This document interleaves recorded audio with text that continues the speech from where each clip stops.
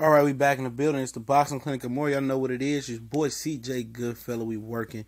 And back on the boxing grind, I want to shout out to my homie for non-boxing, international boxing channel. Got to link up with him. We got to cook up something real quick. Definitely go support the homie. Very, very intelligent brother. But we here. And I seen on his page he was talking about. I didn't really get a chance to watch the video. I just got off.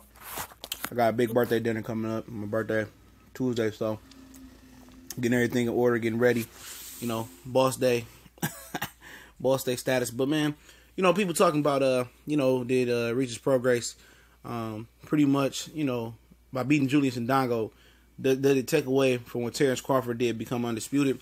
Now, if people was following me back when Indongo and Crawford fought, I said it was a terrible fight. It was a mismatch. From the beginning, I said, I ain't giving him no credit for that. But watch the tape on Indongo. Indongo was better than I expected, and I said it was a good fight. I thought it was going to be more of a battle. Even though Indongo didn't have an amateur background, he had a lot of good coordination. He had an awkward style, and Crawford stopped him in 3. The people that rated Julius Indongo really, really high, praised Crawford for that win, and people who were a little bit more tougher about it, was like, it's all right. Like I told you guys, but I've been saying it for a long time. Crawford will not really be, legendized. He won't be a legend unless he conquers 147. And his reign from 140, 135, he did what he had to do. The reason he's a pound for pound guy is not because of his resume. It's because he took chances. He won all the belts. He unified. He's taking chances and moving up. He's doing things that other boxers ain't doing. You feel me? He's being proactive in his career. And, in this weak pound for pound boxing era right now, I'm not saying it's weak because it lacks talent. It's weak because it lacks star power. It's weak because, these promotional companies ain't promoting these fighters right. These managers ain't marketing their fighters right. These fighters not using social media to market themselves right. So a lot of the casual fans are not familiar with some of these boxers, okay?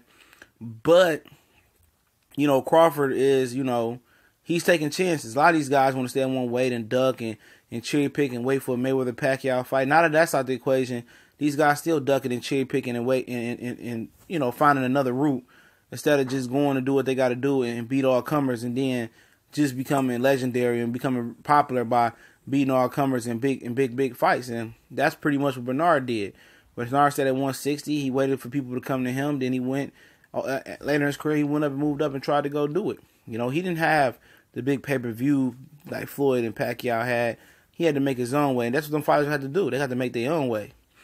But just because Regis Prograis knocked out Julius Indongo in 2 rounds instead of 3, it's something to be said to be first. The first to do something. Once something happens to a guy, especially a knockout, or once somebody lays a blueprint on the guy, and other guys can see the blueprint that they laid, it's a little bit more easier. When you see a guy get knocked out, and you fighting him next or whatever, you already know it's in the back of his mind that he ain't fully recovered. No matter how quick and how fast in a hurry he took that fight.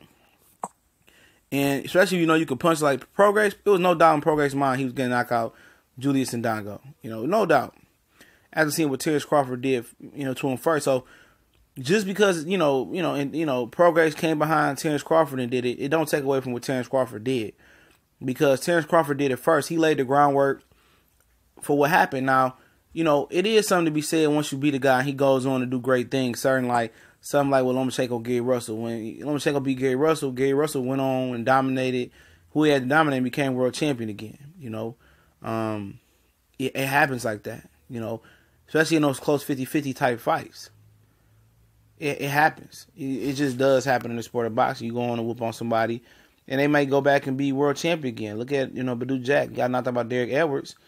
Now look at that win for Derek Edwards. That looked like a great win. He went back and got a world championship and 2 world championships in 2 different weight classes since then. It happens. When a guy goes on to do great things in their career, Canelo went on and did great things after he lost to Floyd. Made Floyd look a lot better.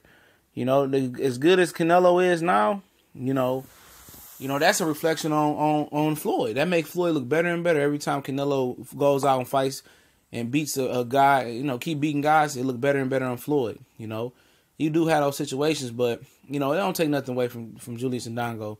From Prograis. From Crawford and Crawford. It is what it is. I think it says a little bit more about Prograis than anybody. Prograis just did what he was supposed to do. He was coming off. He was fighting a guy who got knocked out. Never experienced that before. And if Prograis, went any longer than what he did, or 4 or 5 rounds into the fight, and he struggled with Indongo, then the overreact. It would have been a reaction. It would have been a big overreaction. And I think if he knocked out Indongo, a lot of people are overreacting. Of course he had to beat on Indongo. He had tape and see how to beat Indongo. It wasn't unknown. So you can look at it from that way, but I definitely don't think it take anything away from Crawford. I guess when the Showtime telecast, I seen a few people in the video talking about how Showtime was comparing Prograis to Terence Crawford. And people say, I never watch Showtime again. They make me sick. They're comparing Prograis to Crawford. I remember my boy Dax Khan was saying that. I'm like, man, get the fuck out of here. As much as HBO, was pumping hot air up motherfuckers' asses and overrating people, I'll be honest, Regis Prograis and Terence Crawford would be an excellent fight at 147. Prograis is a young, hungry champion. Young, hungry, aspiring champion. He's rugged. He's tough. He's athletic. That's a good fight. Would it shock me if Prograis beat Terence Crawford? No. Because Terence Crawford is not facing anybody like Regis Prograis, and Regis Prograis isn't facing anybody like Terence Crawford. They two good fights, even though we haven't seen Prograis truly step up in competition, but it's a good fight. I don't think Terence Crawford has fought anybody that's as talented as Regis Prograis. If you want to dig into Terence Crawford's resume, a lot of guys ain't going to like what I have to say about it. But I already explained my stance on why he's still pound for pound number 1 in most people's book. For me, it's vacant, and then it's Crawford 2, 3, 4. There's no pound for pound king right now. There's no pound for pound face of boxing, ambassador type of boxing. There's a number 1 boxer, but there's really true no pound for pound king right now. It's still vacant. There's a lot of moves that have to be made. And if Prograis is having a problem making 140. Fuck it. You want to talk shit about Crawford? Showtime feel confident. Let that be Terence Crawford Premier Boxing Champion introduction to PBC and making good friendly matches with Premier Boxing Champions and Top Rank. Let's make Terence Crawford and Prograis. If he feeling froggy, let's leap on the Bud bandwagon. We gone.